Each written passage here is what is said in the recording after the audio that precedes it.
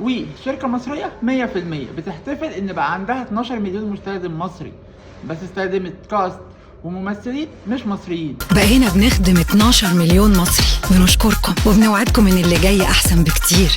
تقريبا هم عايشين في دنيا غير الدنيا بجد. اعلانات الانجازات والمايلستونز من احلى الاعلانات اللي بتتعمل. بيبتدي الاعلان وبنشوف نادين نجيم وهي موديل لبنانيه، ووي شركه مصريه 100%.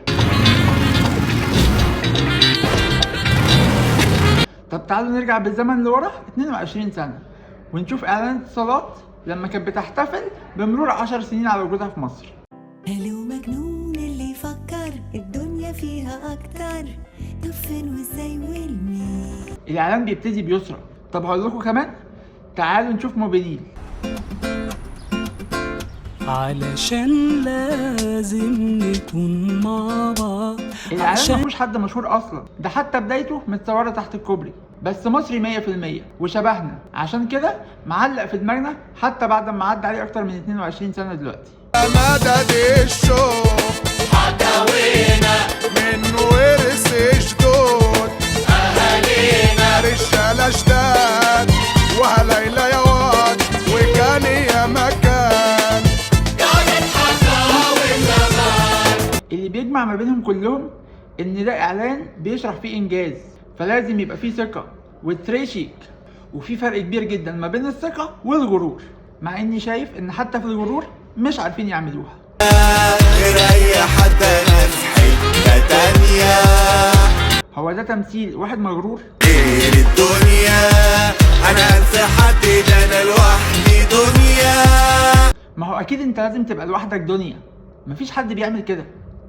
الفيرس اللي بتغني فيه هند صبري: ببدأ لوحدي وعشان بصدق بوصل وأعدي دلوقتي. ليه الفاست كاتس ما لحقناش نشوفها؟ هند صبري متميزه جدا في ان هي تعرف تغير تعابير وشها بسرعه جدا وفي مود مختلفه من غير ما احنا كمشاهدين نحس ان هي بتمثل. احلى الاوقات، عمارة يعقوبيان، فيرتيجو، الفيل الازرق. هقول لكم تعالوا نشوفها في اعلانات اتصالات. قالوا اللي جالنا وقال بجنيه وبس التجوان، وقال لك يس وسط مصرفتي. استخدام الكاست في اعلان اتصالات هم بيردوا عليها، هم عملوا حوار في الاعلان، مش بس كده، دي كمان شرحت الخدمه وباعتها بسعرها. غير الناس غير البشر، غير الناس وغير البشر؟ انت اكيد زومبي. حقق حلمي مش هتصور، مفيش شبيه ليا ليه بتدور. ما هو مفيش حد بيقع على ترامبولين ويفضل صوته وشكله ثابت كده، باينه قوي ان هي متركبه. حلمي حقيقة اخري ما جبتوش. هدى اكيد فعلا اخرك ما جبتيهوش، وده باين جدا ان في دوبلير معاكي، لان واضح جدا ان مفيش اي تجهيز او حتى تمرين بسيط على الرولرز وعلى الرقصات. اعلان وي كان ممكن يتعمل احلى من كده بكتير.